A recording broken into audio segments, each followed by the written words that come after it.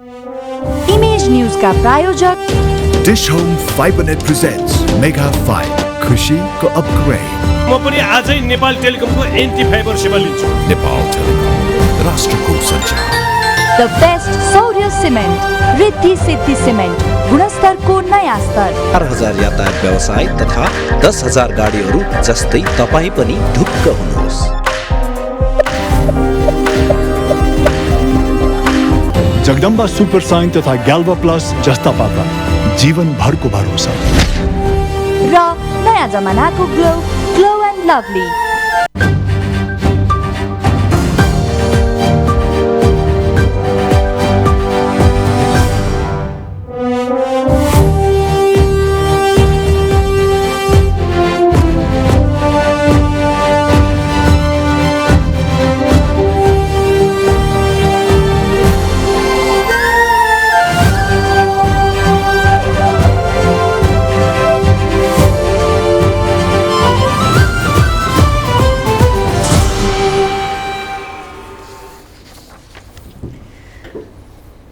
नमस्कार। इमेज न्यूजमा स्वागत छ। सुरुमा हेडलाइन्स।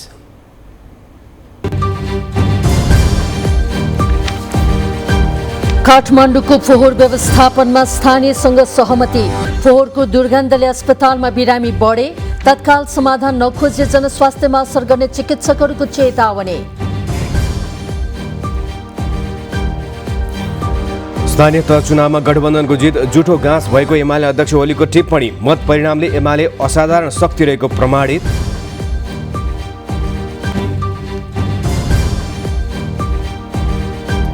अध्ययन अनुसन्धान बिना गरिएको 2 दिने बिदाको निर्णय महिना दिन टिकेन।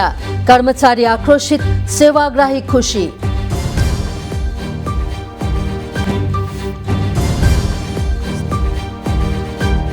मुलुकको शोधना अन्तर्घाटा महिना दिनमै 20 अर्बले बढेर पुग्यो 2 खर्ब 88 अर्ब। चालु खाता घाटा चुलिएर 5 खर्ब 47 अर्ब। मूल्य वृद्धि समेत उकालो लाग्दा मात्र रेमिट्यान्समा झिनो सुधार। युद्धमा दैनिक झण्डै 200 सैनिकले ज्यान गुमाइरहेको युक्रेनी अधिकारीहरूको भनाई। घाइते सैनिकको संख्या दैनिक 500 माथि।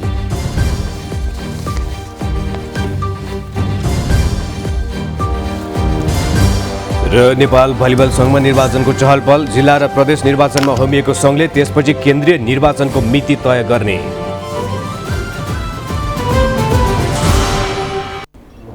न्यूज अब विस्तारमा। उपत्यकाको फोहोर व्यवस्थापनबारे ल्यान्डफिल साइटका स्थानीयसँग सहमति भएको छ।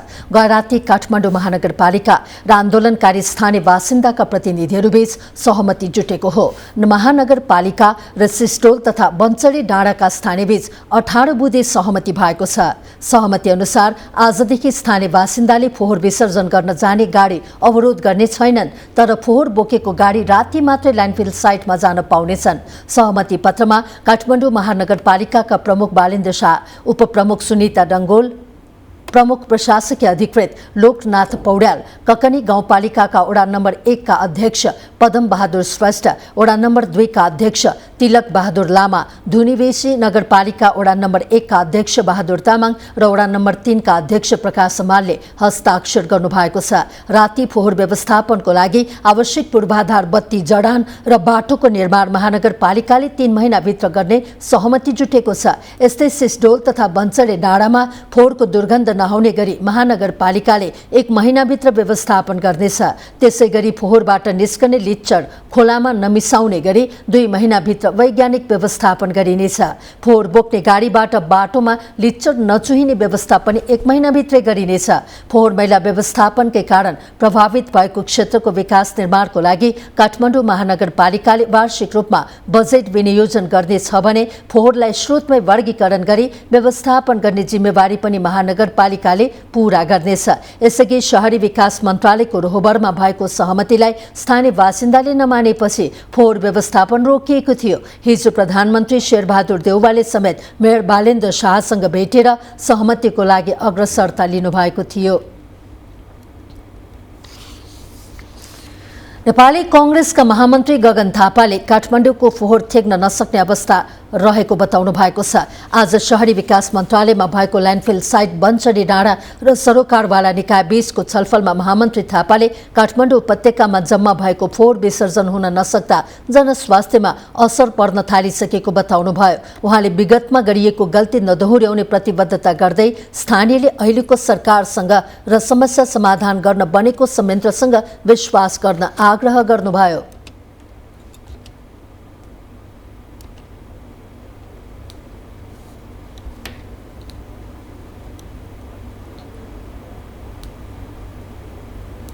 नेपाल सरकारसँग अहिले भएकै पैसाबाट मजाले गर्न सकिन्छ। 5 अरब 6 अरब कति हो अहिले छुट्याउँ, त्यो चाहिँ यसपालि बजेट पारित गर्दै गर्दाखेरि हाम्रो यसमा चाहिँ हामीले चाहिँ यो ल्यान्डफिल साइटको बन्चरी डाँडाको यहाँको अधिग्रहण गर्नुपर्ने भनेर तोकिएको जग्गाको मुआवजा दिनको लागि दिने भनेर गरौँ र यही वर्षबाट सुरु गर्ने भनेर यहाँ राखौँ।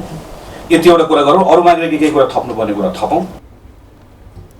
कांग्रेसका प्रवक्ता डाक्टर प्रकाश शरण महतले सधैँ राज्यले बन्चरी डाँडामा फोहोर विसर्जन गर्छु भन्ने मानसिकताबाट मुक्त भई त्यसको विकल्प खोज्नुपर्ने बताउनुभयो।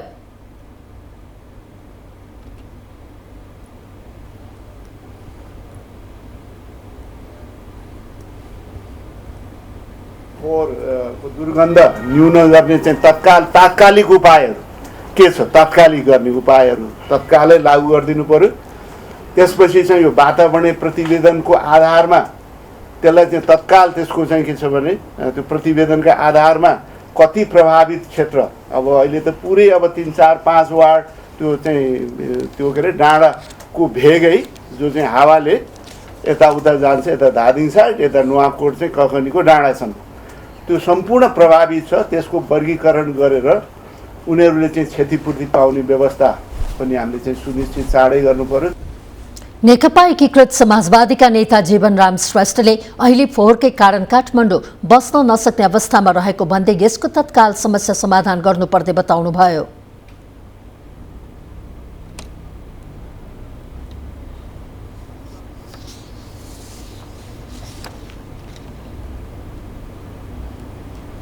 हेर्नै चाहिँ नि नसकिने स्थिति, अब बस्नै नसकिने स्थिति जस्तो भएको छ। अब यो जनस्वास्थ्यमा यसले अब कतिको असर पार्ने हो त्यसको समस्या त छँदैछ। अब यो समस्यालाई हामीले चाहिँ नि समाधान गर्न सक्दैनौँ। त्यसैले सबै आफ्नो ठाउँमा चाहिँ नि एउटा जिम्मेवार भएर इमानदारीपूर्वक र सक्रियतापूर्वक यो आफ्नो चाहिँ नि जिम्मेवारी निर्वाह गर्नुपर्ने आवश्यकता छ। नेता श्रेष्ठले कानुनी रूपमा जिम्मेवारी लिएका निकायले आफ्नो कर्तव्य पूर्ण पालना गर्नुपर्ने बताउनुभयो। शहरी विकास मन्त्री रामकुमारी झाँक्रीले काठमाडौँको फोहोर व्यवस्थापनको लागि ठूला ल्यान्डफिल साइटको विकल्पमा साना व्यवस्थापन केन्द्र खोज्नुपर्ने बताउनु भएको छ। आज शहरी विकास मन्त्रालयमा बन्चरी डाँडासँग भएको छलफलमा उहाँले ठूला ल्यान्डफिल साइट बन्न समय लाग्ने र बन्न पनि नसकेको भन्दै त्यसको विकल्पमा ससाना फोहोर ढल व्यवस्थापन केन्द्र खोज्नुपर्ने बताउनुभयो। आज बिहान सिस्टोलवासीसँग शहरी विकास मन्त्री प्रधानमन्त्री कार्यालयदेखि सरोकारवाला निकायका प्रतिनिधिहरूको वार्ता टोलीले फोहोर उठाउने सहमति गरेको हो।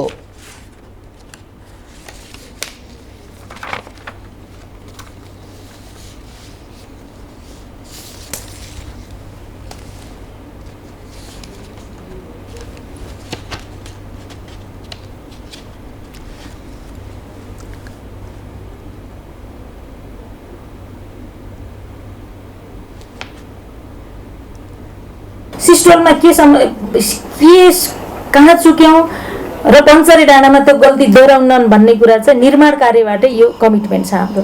त्यसो भएर अस्ति फालेको फोहोर त यत्र तत्र भएपछि हामीले नै महानगरपालिकालाई भनेका छौँ कि फोहोर फाल्ने स्ट्यान्डर्ड फलो गरेनौँ भने यो चाहिँ हुँदैन। तत्कालको समस्या समाधान गर्न सम्झौता गर्यो, त्यसपछि फर्केर नजाने यो प्रवृत्तिले भएको छ। अब अलिकति हामी स्थायी रूपमै समाधान खोज्या भएर हामी सही बाटोतर्फ जाँदैछौँ भन्ने म विश्वास दिलाउन चाहन्छु, आश्वस्त गर्न चाहन्छु र यो मेकानिजमले काम गर्छ भन्ने कुराको विश्वास पनि दिन चाहन्छु।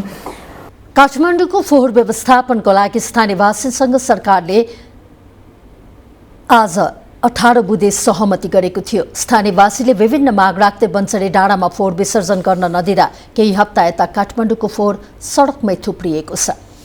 मध्यवर्खा त्यसमाथि फोहोर थुप्रिन थालेपछि उपत्यकामा सरुवा रोगको त्रास बढेको छ। मनसुनमा त्यसै पनि बिरामी बढ्ने भए पनि पछिल्लो 2 सातादेखि उपत्यकामा फोहोर थुप्रन थालेपछि त्यसको असर अस्पतालमा देखिन थालेको छ। शुक्रराज ट्रपिकल तथा सरुवा रोग अस्पतालमा पछिल्लो समय दैनिक 10 जना बढी झाडा पखालाका बिरामी पुग्न थालेका छन्। यो रिपोर्ट।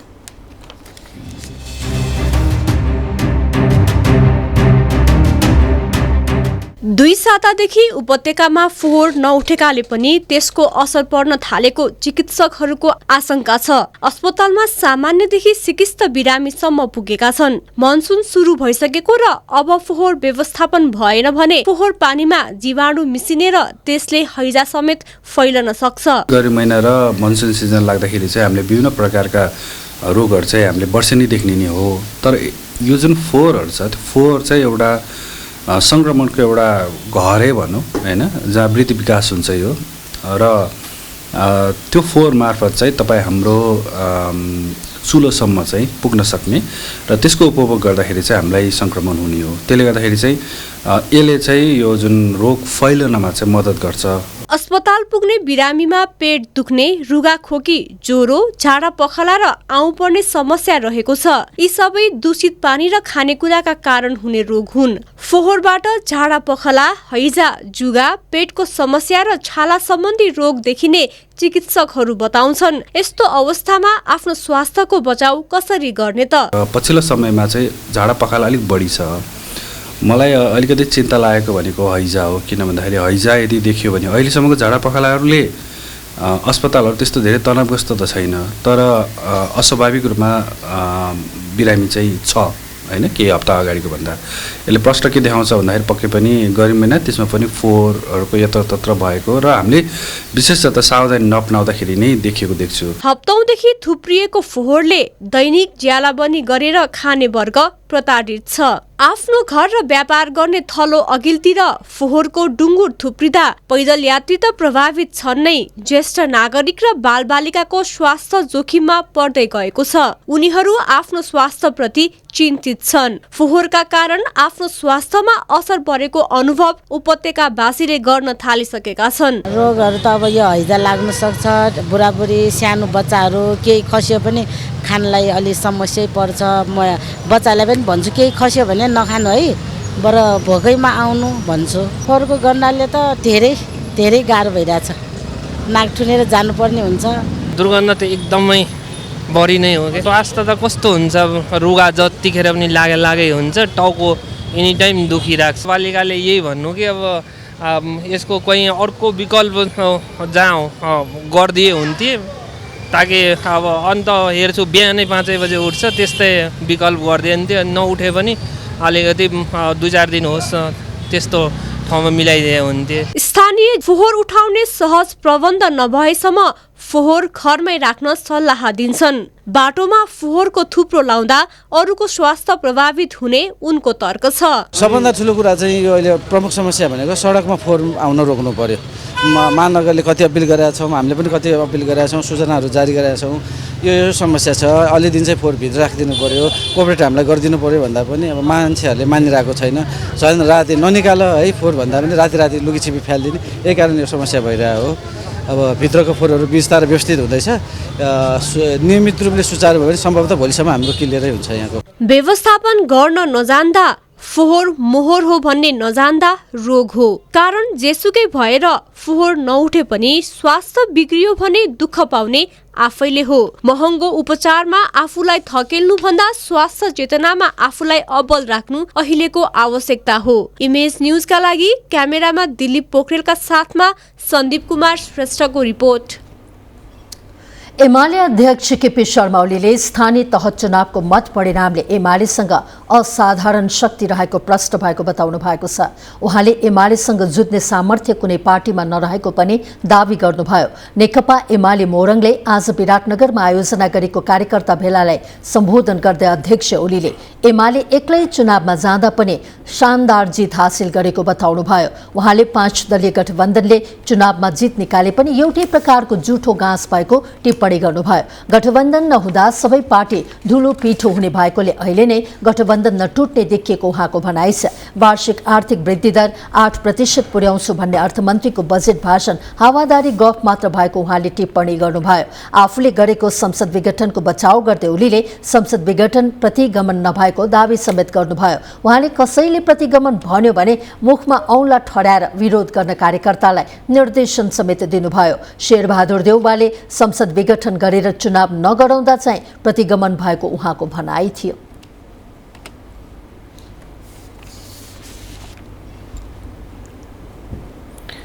सत्ता साझेदार नेकपा एकीकृत समाजवादीका सम्मानित नेता झलनाथ खनालले मन्त्री फेर्ने आफ्नो पार्टीको निर्णय तत्काल कार्यान्वयन गर्न प्रधानमन्त्री शेरबहादुर देउवालाई दबाब दिनुभएको छ।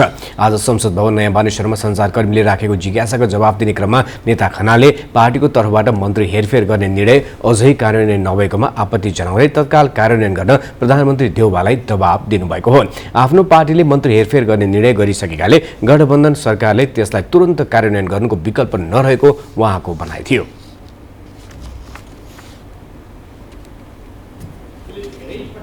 जवाफ दिइसके यसमा हाम्रो पार्टीको तर्फबाट गम्भीर आपत्ति छ, त्यो तुरन्त लागू हुनुपर्छ। नेकपा एकीकृत समाजवादीले गर्नुपर्ने निर्णय गरिसकेको छ, त्यसलाई गठबन्धनको सरकारले तुरन्त कार्यान्वयन गर्नुपर्छ, अर्को कुनै विकल्प छैन। सम्मानित नेता खनालले कमसेकम मुलुकको अग्रगमन हुने गरी आगामी आर्थिक वर्षको बजेट कार्यान्वयन गर्न पनि सरकारको ध्यान आकर्षण गराउनुभयो।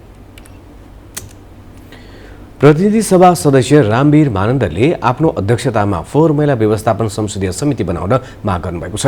प्रतिनिधि सभाको आजको बैठकमा बोल्दै प्रतिनिधि सभा सदस्य मानन्दरले काठमाडौँ फोहोर मैलाका कारण अस्तव्यस्त भइरहेको बताउनुभयो। शून्य समयमा बोल्दै अर्का प्रतिनिधि सभा सदस्य विमला विकले किसानले मल पाउँछन् कि पाउँदैनन् भनेर सरकारलाई प्रश्न गर्नुभयो। उहाँले सरकारले मल दिन नसके किसानले सीमा पारीबाट ल्याएको मल नखोज्न आग्रह गर्नुभयो।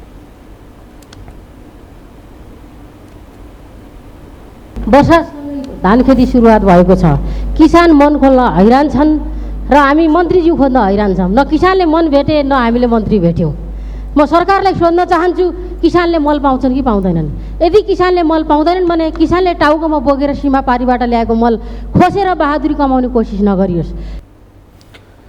सांसद महेश बस्नेतले सरकारले पेट्रोलियम पदार्थमा मूल्य वृद्धि गरेर व्यवसायले तालाबन्दी गर्नुपर्ने र जनता भोकै मर्नुपर्ने स्थिति ल्याएको बताउनुभयो। उहाँले निर्माण क्षेत्रमा 25%ले महँगी बढेकाले निर्माणको काम अलपत्र भएको बताउनुभयो। बढाएको छ, व्यवसायिक तालाबन्द गर्नुपर्ने र जनता भोकै मर्नुपर्ने स्थिति ल्याएकोमा प्रधानमन्त्रीज्यू र आपूर्ति मन्त्रीज्यूलाई हार्दिक बधाई छ। महँगी झन् बढ्ने भयो। गत आवमा चाहिँ यो पटक पनि पुँजीगत खर्च नहुने भयो। निर्माण क्षेत्रमा मात्रै 25%ले महँगी बढेको छ। यस्तै सांसद मीन विश्वकर्माले ललितपुर शङ्खमूल स्थित जगतगुरु आदर्श संस्कृत गुरुकुलले दलित भएकै कारण 4 बालकलाई भर्ना नलिएको भन्दै आपत्ति जनाउनुभयो। एकै कारण बर्दियाका 10 वर्षीय समीर सुनार, 12 वर्षीय विराज सुनार, 9 वर्षीय भुवनेश्वर सुनार र 10 वर्षीय भीमबहादुर सुनारले पढ्न पाएनन्। अबोध बालकहरूको शिक्षा दीक्षाको सुनिश्चितता गर्न भनी सभामुख महोदय मार्फत नेपाल सरकारसँग जोरदार माग गर्दछु। यस्तै सांसद रङ्गमती शाहीले मानव तस्करी गम्भीर समस्या बनेको उल्लेख गर्नुभयो। उहाँले तस्करहरूको अन्तर्राष्ट्रिय स्तरमा नै सङ्गठित सञ्जाल बनेको बताउनुभयो। सांसद राजेन्द्र लिङदेनले पूर्व पश्चिम विद्युतीय रेल मार्ग अन्तर्गतको काकडभिट्टा इनरुवा खण्डको लागि आवश्यक पर्ने भन्दा बढी जग्गा रोका गरिएको र काम पनि अगाडि नबढाइएकाले सो जग्गा फुक्का गर्न माग गर्नुभयो। इनरुवा खण्डको लागि आवश्यक पर्ने 605 हेक्टर जमिनका लागि 605 हेक्टर मात्र होइन, सम्बन्धित किताका सबै जग्गाहरू समेत रोका गरिएको छ। काम कुनै अगाडि बढेको छैन। त्यसको मुआवजाको लागि मात्रै 25 अरब आवश्यकता पर्ने भनेर भनिन्छ, तर अहिले रकम चाहिँ नै 1 अरबको व्यवस्था गरिएको छ। यही हिसाबले हो भने मुआवजा दिँदै जाँदाखेरि 25 वर्ष लाग्ने रहेछ। त्यसकारणले यो काम नहुने प्रयोजनको लागि यो जग्गा रोका राख्नु भएन, जग्गा फुकुवा गरिदिनु पर्यो भन्ने म हार्दिक अनुरोध गर्न चाहन्छु। यस्तै सांसद रेणुका गुरुङले संघीय संसद भवनको क्यान्टिनमा ढिलासुस्ती र लापरवाही हुने गरेको दुखेसो गर्नुभयो। उहाँले संसद भवनभित्र कुनै पनि स्थानमा घुमफिर गर्न सांसदहरूलाई बन्देज नगर्न आग्रह पनि गर्नुभयो। प्रतिनिधि सभा र राष्ट्रिय सभाका सांसदहरूले बलात्कार तथा यौन हिंसाजन्य जघन्य अपराधका घटनामा उजुरी दिन राखेको हदम्याद सम्बन्धी कानुन व्यवस्था तत्काल हटाउन सरकारसँग माग गरेका छन्। प्रमुख प्रतिपक्षी एमाले सांसद निरुदेवी पाल, सत्तारूढ नेपाली कांग्रेस सांसद प्रकाश पन्थ र माओवादी केन्द्र सांसद सुरेश कुमार आले मगरले बलात्कार तथा यौन हिंसाजन्य जघन्य अपराधका घटनामा उजुरी दिन राखेको हदम्याद सम्बन्धी कानुनी व्यवस्था तत्काल हटाउन सरकारसँग माग गर्नुभएको हो। उहाँहरूले यस प्रकारका जघन्य अपराधका घटनामा उजुरी दिन तोकिएको हदम्याद सम्बन्धी कानुनी व्यवस्था तत्काल पुनरावलोकन गर्न माग गर्नुभएको हो।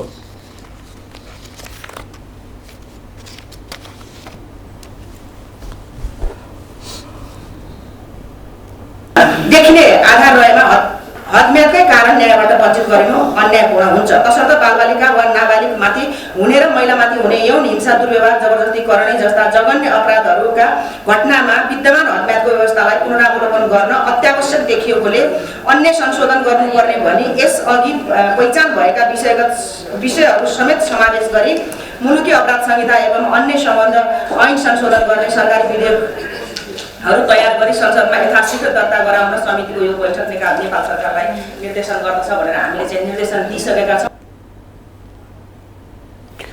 सांसदहरूले बालबालिका अपाङ्गता भएका व्यक्तिको हकमा त्यसको गाम्भीर्य हेरी हदम्याद राख्ने हो भने पनि त्यसमा विस्तृत छलफल गरेर मात्रै राख्न उपयुक्त हुनेतर्फ सरकारको ध्यानाकर्षण गराउनु भयो। 2058 सालमा हप्ताको 2 दिने बिदा दिने निर्णय गरी आफ्नै निर्णय फिर्ता लिएका शेरबहादुर देउवाले 21 वर्षपछि त्यही दृश्य दोहोर्याउनु भएको छ। त्यसो त सरकारी बिदाको पात्रो र उनीहरूले पाउने बिदाको सुविधा हेर्दा झन्डै आधा वर्ष कर्मचारीको बिदामै सकिन्छ। कुनै अध्ययन अनुसन्धान बिना लहडी तालमा जेठ 1 गतेबाट सुरु 2 दिने बिदाको निर्णय 1 महिना पनि टिकेन। एक रिपोर्ट।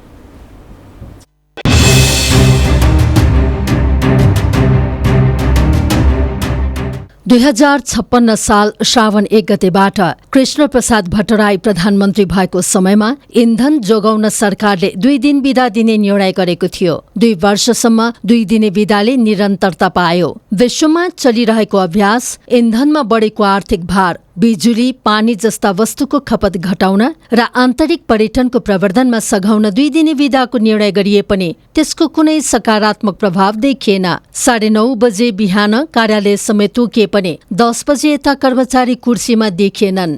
2 दिने सरकारी बिदा घोषणा लगतै हटाइएको बारे कर्मचारीको मिश्रित प्रतिक्रिया छ। कर्मचारी प्रशासनको जुन एउटा मोटिभेसन, साइकोलोजीको सबै अध्ययन गर्दाखेरि पनि हप्तामा 1 दिन बिदा दिने, 1 दिन चाहिँ उनीहरूलाई बिदा मान्छन्, घरको आफ्नो कामहरू गर्छन्, र 1 दिन चाहिँ घुम्न जाने अथवा आफ्नो केही बाँकी कामहरू गर्ने, सामाजिक कामहरू गर्नको लागि चाहिँ उपयुक्त हुन्छ भन्ने कुराहरू पहिलेदेखि नै उठेको थियो र यसले आन्तरिक पर्यटनमा पनि यसले राम्रो प्रभाव पर्छ भन्ने कुरा पनि उठेको थियो। यो निर्णय समग्रमा ठिकै थियो होला। अफिस भनेको मन्डे टु फ्राइडे, त्यही नै बेटर आइडिया हो। तर उनीहरूले यो निर्णय छ नि अलि निकालिहाल्न छ नि, गलत गरे कि जस्तो लाग्यो। दिनुपर्ने हो दिन केही, किनभने कुनै पनि नयाँ काम गर्नलाई सुरुमा असहज हुनसक्छ, तर गर्दै गयो भने त्यसमा बानी पर्छ र 2 दिनै जुन दिने निर्णय छ त्यही नै ठिक थियो जस्तो लाग्छ। म त एकदम खुसी, मलाई त फिर्ता गरेको राम्रो। 2 दिन कामै छैन, के काम छ र हामीलाई? 2 दिन भर बच्चाको छुट्टी छैन, हामी घरमा त्यतिकै फोकटिया के अहिलेसम्म लाएर आएको हाम्रो टाइम त्यही अनुसार चलेका छौँ नि हामी त।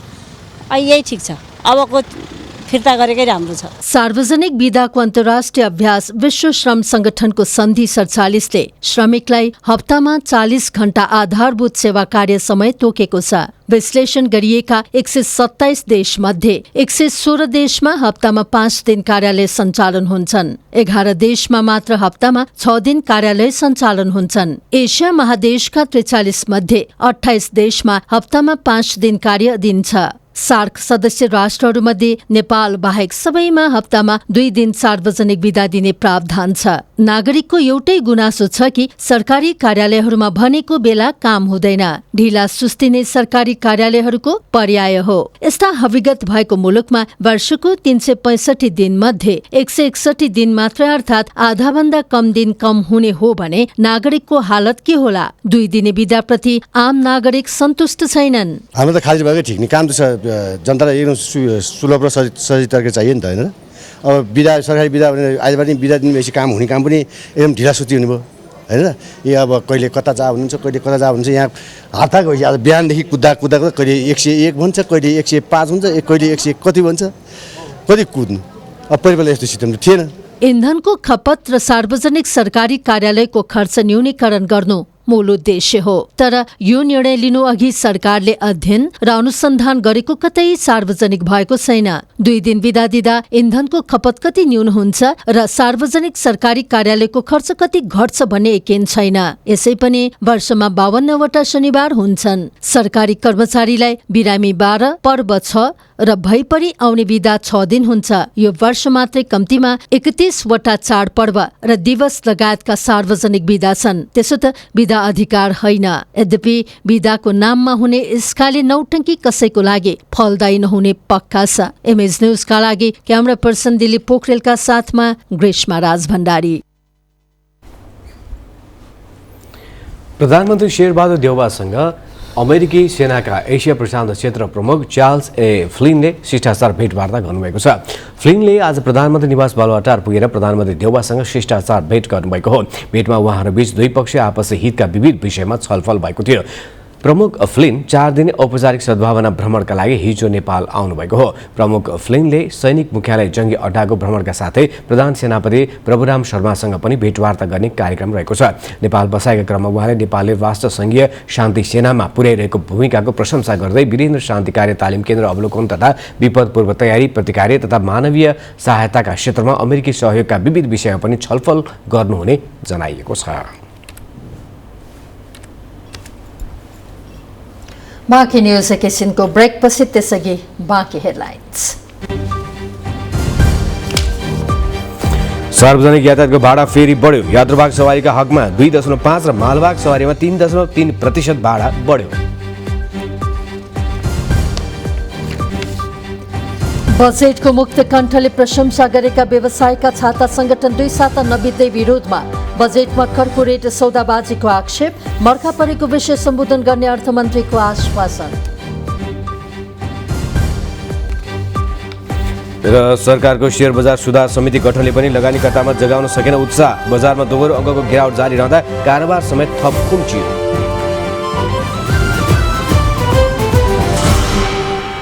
इमेज न्यूजमा फेरि पनि स्वागत छ। सरकारले सार्वजनिक यातायातको भाडा फेरि बढाएको छ। यातायात व्यवस्था विभागले सूचना प्रकाशित गरी अन्तर प्रदेश यातायातको यात्रुवाहक तथा मालवाहक सवारीको भाडा दर बढेको जानकारी गराएको हो। 11 जेठमा मात्रै विभागले गाडी भाडा 2% घटाएको थियो। नेपाल ओइल निगमले डिजलको मूल्यमा एकैपटक 12 रुपैयाँ बढाएपछि सरकारले गाडी भाडा बढाउने निर्णय लिएको हो। इन्धनको मूल्य थप घटका आधारमा एकपटक 5% बढे वा घटेमा भाडा समायोजन गर्ने नीति रहेको विभागले जनाएको छ। विभागका अनुसार यात्रुवाहक सवारीको हकमा 2.5% भाडा बढेको छ। पहाडी बाटोमा चल्ने मालवाहक सवारीको हकमा 3.3 र तराईको बाटोमा चल्ने मालवाहक सवारीमा 3.7% मूल्य बढेको जनाएको छ। अब प्रदेशहरूले यसकै आधारमा छोटो दूरीको सवारी भाडा बढाउनेछन्। सरकारले फोहोर मैला विसर्जन, ढुवानी प्रशोधन, स्थान निर्माण, पूर्वाधार निर्माण र संकलन एवं व्यवस्थापन क्षेत्रसँग सम्बन्धित सेवाका साथै 25 वटा सेवामा हडताल गर्न निषेध गरेको छ। नेपाल राजपत्रमा प्रकाशित गर्दै आवश्यक सेवा सञ्चालन ऐन 2014 को दफा 3 को उपदफा 1 अनुसार उक्त आदेश जारी गरेको हो। हडताल निषेध गरिएमा डाक, तार वा टेलिफोन, जल, स्थल वा हवाई मार्गबाट यात्री वा माल सामान ओसार पसार गर्ने यातायात, हवाई अड्डा, त्यसको मर्मत तथा सञ्चालनसँग सम्बन्धित काम, रेलवे स्टेशन वा सरकारी गोदाममा माल सामान ओसार पसार गर्ने सम्बन्धी सेवा हडताल निषेधित सूचीमा छन्। यसैगरी हात हतियारसँग सम्बन्धित सरकारको रक्षा व्यवस्थाको सेवा, सञ्चार सेवा, आन्तरिक सुरक्षासँग सम्बन्धित काम, खानेपानी सञ्चालन एवं वितरण, औषधि निर्माण तथा बिक्री वितरण, ब्याङ्किङ, बिमा, विद्युत, दैनिक उपभोग्य वस्तु, मौसम र बाढी सम्बन्धी पूर्वानुमान र सूचना, मास्क, सेनिटाइजर, काउन्सिलर सेवा विभागबाट प्रदान हुने सेवा, राहदानी विभागबाट प्रदान हुने सेवा र इन्टरनेट सेवा उक्त सूचीमा समावेश छन्। निषेध गरिएका सेवामा हडताल गर्न वा त्यसमा भाग लिन कुनै व्यक्तिले अरूलाई दुरुत्साहन गरेमा उसलाई 1 वर्षसम्म कैद वा 1000 सम्म जरिवाना वा दुवै सजाय हुने ऐनको दफा 5 मा उल्लेख छ। त्यसैगरी हडतालको निमित्त कुनै व्यक्तिले जानी कुनै नगदी नगदी सहायता दिएमा उसलाई 1 वर्षसम्म कैद वा 1000सम्म जरिवाना वा दुवै सजाय गरिने प्रावधान छ।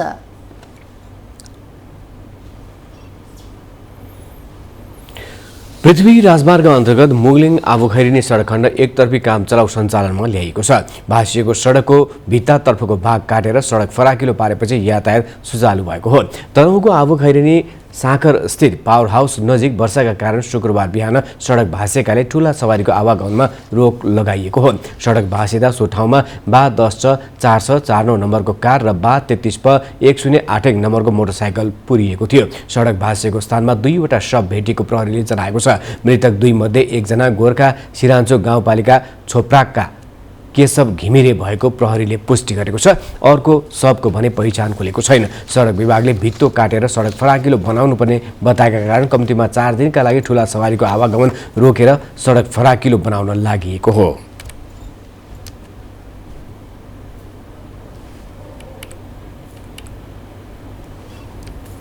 अब बिजनेस न्यूज। बिजनेस न्यूज का प्रायोजक मेरो देश मेरो जगदम्बा सिमेन्ट। सर्वोत्तम सिमेन्ट, सर्वोत्तम मजबुती। असार 15मा ल्याइएको आगामी आर्थिक वर्षको बजेट 15 दिन नपुग्दै विवादमा परेको छ। सरकारको नीति र बजेट बेमेल रहेको भन्दै बजेटको चर्को आलोचना हुन थालेको हो। सरकारले ल्याएको बजेट मितव्ययी नभएको पहुँचका आधारमा स्वार्थका लागि सीमित व्यापारीलाई धनी बनाउन बजेट छुट्याइएको आरोप हालका अर्थमन्त्रीले पछिल्लो समय खेप्दै आएका छन्। बजेट सार्वजनिक भएका दिन मुक्त कण्ठले प्रशंसा गरेका उद्योग व्यवसायीहरूले संस्थाले बजेट स्वदेशी उद्योग मैत्री नभएको भन्दै दोस्रो पटक विज्ञप्ति निकालेर सरकारलाई गल्ती सच्याउन आग्रह गरेका छन्। एक रिपोर्ट।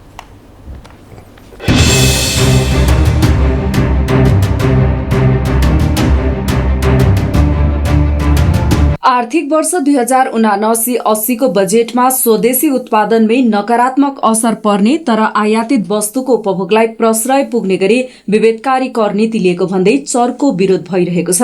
बजेटमा वायर रड, विद्युतीय सवारी साधनमा भन्सार र अन्तशुल्क बढेको छ भने स्वदेशमै बन्ने चाउचाउ र बिस्कुट उत्पादनमा प्रयोग हुने कच्चा पदार्थ र स्यानिटरी प्याड लगायतका वस्तुमा भन्सार दर घटाइएको छ, जसले उद्योगी व्यवसायी मर्कामा परेको भन्दै विभिन्न जिल्लाका उद्योगी व्यवसायीले प्रदर्शन सहित चर्को विरोध गरेका छन्। आवश्यक पर्ने कच्चा पदार्थ अन्य देशबाट ल्याउनु पर्ने भएकाले भन्सार महसुल थेगी साध्य नभइरहेको बेलामा सरकारले बजेट मार्फत विभिन्न सामग्रीको निर्यातमा अन्तशुल्क बढाएपछि लागत बढेको गुनासो व्यापारीहरूको छ। विगत वर्षमा आएको बजेटमाथि केही हेरफेर गरिए पनि आगामी आर्थिक वर्षको बजेट भने प्राविधिक, गृह कार्य र जनतालाई सुसूचित नगरी आएको देखिएको छ। धेरै क्षेत्रलाई गहिराईमा छुन नसकेको र आएका बजेटको कार्यान्वयन जटिल देखिएको विश्लेषकहरूको ठम्याइ छ। अब सबैजनाको खाने र गुजारा गर्ने र जीवन निर्वाह गर्ने क्षेत्र एउटा कृषि हो। 24% हाराहारीमा कुल गार्हस्थ्य उत्पादनमा त्यसले योगदान दिन्छ। त्यसकारण यो सबै क्षेत्रको अहिलेको स्थिति हेर्दाखेरि, अर्थतन्त्रको स्वास्थ्य हेर्दाखेरि चाहिँ यो सरकारले अलि बढी बजेट लिएर आएर विस्तारकारी भयो, यसले मुद्रास्फीति झन बढाइदिन्छ र जनता झन दुखी हुन्छन् भन्ने एउटा पक्ष हो। एकातिर सरकारले पेट्रोलियम पदार्थको आयातका कारण नेपालको व्यापार घाटा बढेको भन्दै विद्युतीय सवारी साधनलाई प्रोत्साहन गर्ने जनाएको छ, तर अर्कोतिर विद्युतीय सवारी साधनलाई विलासी वस्तुको सूचीमा राख्दै कर बढाउने घोषणा गरेसँगै कतै यो विषय स्वार्थ केन्द्रित त होइन भन्दै आशंकाको दृष्टिकोणले हेरिएको छ। बजेटलाई सरसर्ती हेर्दा इम्पोस्ट नम्बर प्लेट अनिवार्य, इन्डक्सन चुलो बाँडिने जस्ता विषयमा भ्रष्टाचारको गन्ध देखिएको बुझाइ छ। मैले भारतमा यति युनिट इलेक्ट्रिसिटी मैले बेच्दाखेरि यति फाइदा हुन्छ, यहाँ इलेक्ट्रिक भेहिकललाई मैले सुविधा दिएँ भने मेरो रेभेन्यू यति घट्छ, त्यसकारण यसलाई कर पनि लगाउने, भारतमा निर्यात पनि गर्ने भन्ने नै सरकारको उद्देश्य हो भने त हामीलाई भन्नु केही छैन। प्राइभेट सेक्टरको बिजनेसम्यानले त जहिले पनि ही always looks at as long as the benefit is higher than the cost you incur, they go for benefit. कृषि उत्पादन 30% बढाउने विषय बजेटमा समावेश भए पनि यसका लागि चाहिने सडक, सिंचाई, नहर, उन्नत बिउ बिजन, मल, बजार व्यवस्थापनमा पनि सरकार कमजोर देखिएको छ। कतिपय आयोजना बिना सर्वे चुनावी नाराको लागि ल्याइएकोले बजेट कथा वाचनमा मात्र सीमित हुने भय उत्तिकै छ। इमेज न्यूजका लागि क्यामेरा पर्सन राजेन्द्र नापितका साथ प्रमिला खतिवडा, काठमाडौँ। अर्थमन्त्री जनार्दन शर्माले मुलुक आन्तरिक राजस्व वृद्धि गरी आत्मनिर्भर नभएसम्म आन्तरिक तथा बाह्य ऋण लिनुपर्ने अवस्था रहेको बताउनु भएको छ। आज प्रतिनिधि सभा अन्तर्गतको अर्थ समितिले सार्वजनिक ऋण व्यवस्थापन विधेयक 2076 माथि छलफलमा उहाँले सरकारले मुलुकलाई सन् 2026 सम्म कम विकसितबाट विकासोन्मुखमा स्तर उन्नति गर्ने लक्ष्य राखेकोले त्यसको लागि अरबौं लगानी गर्नुपर्ने भएको बताउनुभयो। सरकारले सन् 2026 सम्म विकसित मुलुक बनाउने लक्ष्य पूरा गर्न ऋण लिनुपर्ने आवश्यक रहेको मन्त्री शर्माको भनाइ छ। परियोजनामा ऋण लिने र खर्च गर्ने परिपाटी बदल्नुपर्ने उहाँको तर्क छ। कुरा गरेका छौँ, त्यसको लागि ठुलो लगानी आवश्यक छ। अर्बौंको लगानी हामीले गर्न आवश्यक छ। हाम्रो अहिले बजेटमा छुट्टिने जति पुँजीगत खर्च अथवा समग्र खर्च जे छ त्यो खर्चले मात्रै त्यो लक्ष्य हामी हासिल गर्न सक्दैनौँ। पहिलो कुरा त त्यस्तै अर्थ सचिव मधु कुमार मरासिनीले सरकारले अहिले सार्वजनिक ऋण व्यवस्थापन हेर्ने छुट्टै निकाय बनाएर व्यवस्थित बनाउन लागेको बताउनुभयो। उहाँले त्यसको लागि मन्त्रालय आवश्यक नीतिहरू बनाउने तयारीमा रहेको पनि जानकारी दिनुभयो।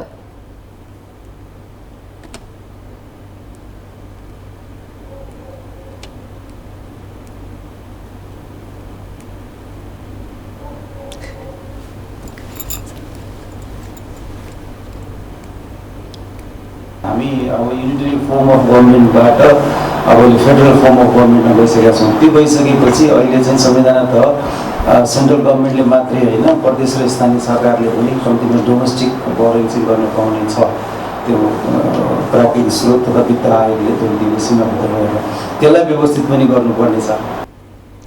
उहाँले सार्वजनिक संस्थानहरूलाई सरकार ग्यारेन्टी बसेर ऋण दिने व्यवस्था हटाउनु पर्ने बताउनुभयो। माओवादी केन्द्रका नेता तथा पूर्व अर्थमन्त्री वर्षमान पुनले सरकारले आन्तरिक ऋण लिने सीमा राख्नुपर्ने बताउनुभयो। विगतमा मुलुकको कुल गार्हस्थ उत्पादनको 2.5 रहेकोमा अहिले 5% भन्दा बढी पुगेको भन्दै सांसद पुनले आन्तरिक ऋण वृद्धि भएकै कारण पछिल्लो समय बजारमा ब्याङ्किङ तरलता भएर निजी क्षेत्रले ऋण पाउन नसकेको बताउनुभयो।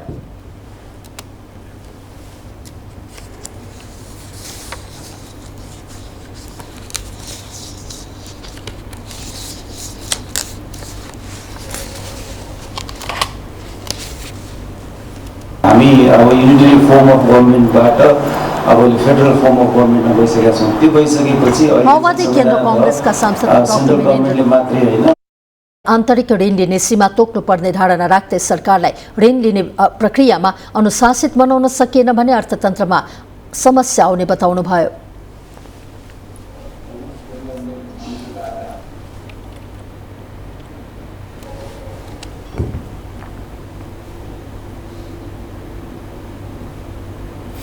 अर्थतन्त्रमा बाह्य क्षेत्रको दबाव कायमै रहेको देखिएको छ। नेपाल राष्ट्र बैंकले आज सार्वजनिक गरेको चालु आर्थिक वर्षको 10 महिना अर्थात् वैशाखसम्मको आर्थिक स्थिति अनुसार अर्थतन्त्रमा चुनौती कायमै रहेको देखिएको हो। यस अवधिमा शोधनान्तर घाटा 2 खर्ब 88 अर्ब पुगेको राष्ट्र बैंकले जनाएको छ। देशमा भित्रिने र बाहिरिने मुद्राको अन्तर अघिल्लो वर्षको यसै अवधिमा 7 अर्ब 75 करोडले बचतमा थियो। महिना दिनमै शोधनान्तर घाटा 20 अर्ब बराबर बढेको छ।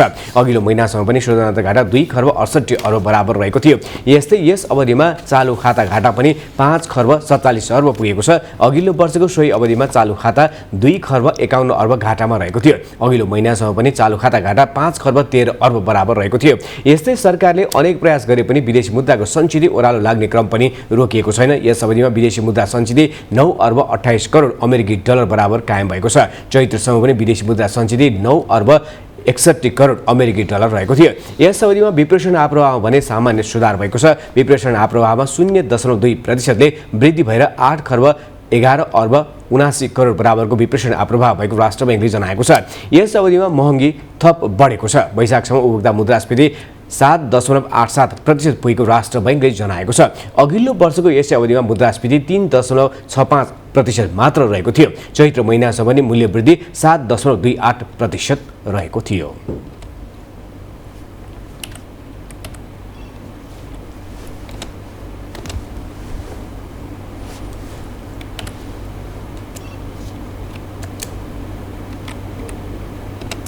शेयर बजारमा लगानीकर्ताको निराशा कायमै रहेको छ। लगानीकर्ताले बजार सुधारको माग गर्दै आन्दोलन थालेसँगै सरकारले पनि शेयर बजारको समस्या समाधानको लागि भन्दै अध्ययन समिति गठन गरेको छ। तर यस्तै पनि लगानीकर्तामा उत्साह भने जगाउन सकेन। नेप्से घटेर करिब 2000 को लाइनमा आइपुगेको छ। साताको अन्तिम दिन आज पनि शेयर बजार परिसूचक नेप्से 14 अङ्कले घटेर 2048 मा आएर थामियो। बजेट घोषणादेखि निरन्तर बेरिएप ट्रेन्डमा रहेका बजार बुधबार एक दिन मात्र एकाएक 60 अङ्कले बढेको थियो। त्यस यता बजार फेरि ओह्रालो लाग्दै आएको छ। पछिल्लो दिन कारोबार केही बढेकोमा आज कारोबार समेत सबै तलै खुम्चियो। सबै समूह ओह्रालो लाग्दा उत्पादनमूलक समेत सबैभन्दा उच्च 100 अङ्कले झर्यो।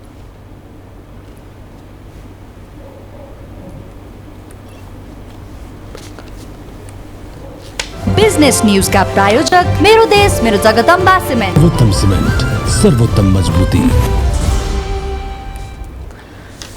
इमेज न्यूजमा फेरि अर्को ब्रेक अघि बाँकी हेडलाइन्स।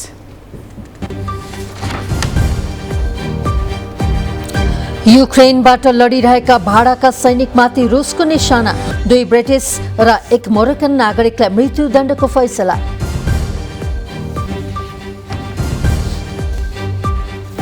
र नेपाल भलिबल सङ्घमा निर्वाचनको चहलपहल। जिल्ला र प्रदेश निर्वाचनमा होमिएको सङ्घले त्यसपछि केन्द्रीय निर्वाचनको मिति तय गर्ने।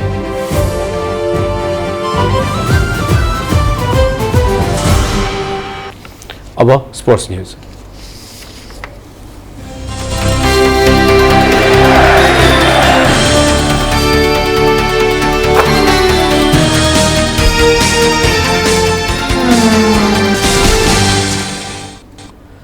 नेपाल भलिबल सङ्घ निर्वाचनमा होमिएको छ। नयाँ नेतृत्व चयनका लागि भलिबल सङ्घ जिल्ला र प्रदेश निर्वाचनमा होमिएको हो।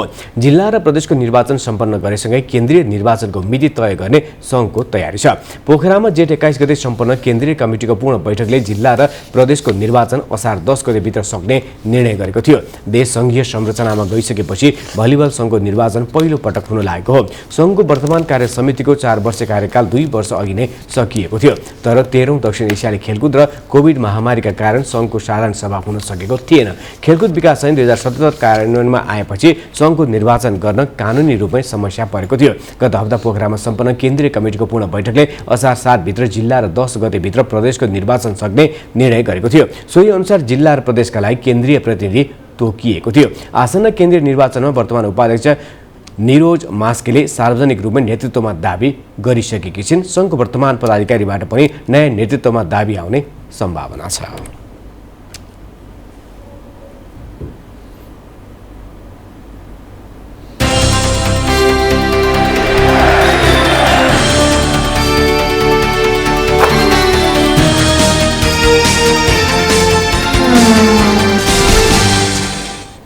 अब वेदर अपडेट।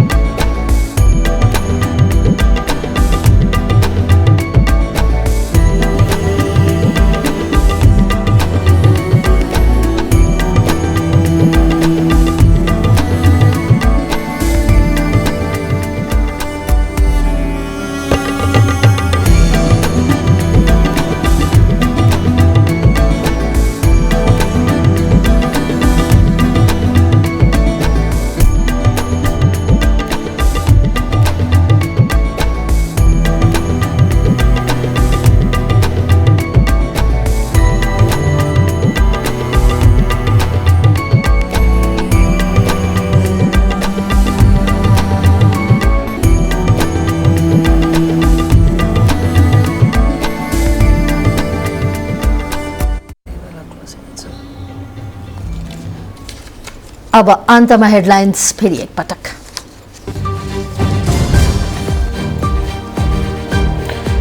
काठमाडौँको फोहोर व्यवस्थापनमा स्थानीयसँग सहमति। फोहोरको दुर्गन्धले अस्पतालमा बिरामी बढे, तत्काल समाधान नखोजे जनस्वास्थ्यमा असर पर्ने चिकित्सकहरूको चेतावनी।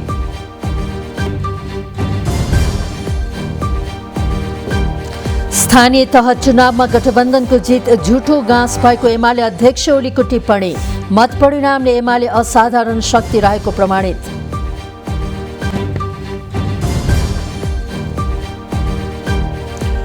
अध्ययन अनुसन्धान बिना गरेको 2 दिने बिदाको निर्णय महिना दिन टिकेन। कर्मचारी आक्रोशित, सेवाग्राही खुसी।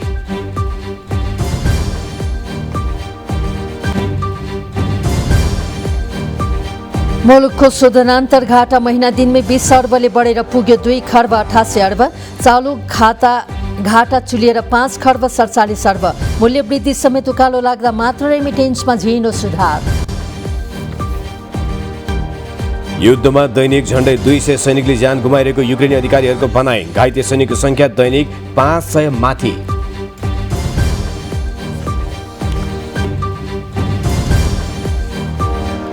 र नेपाल भलिबल संघमा निर्वाचनको चहल पहल। जिल्ला र प्रदेश निर्वाचनमा होमिएको संघले त्यसपछि केन्द्रीय निर्वाचनको मिति तय गर्ने।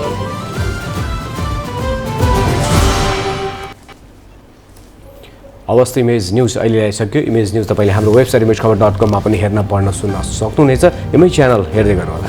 नमस्कार।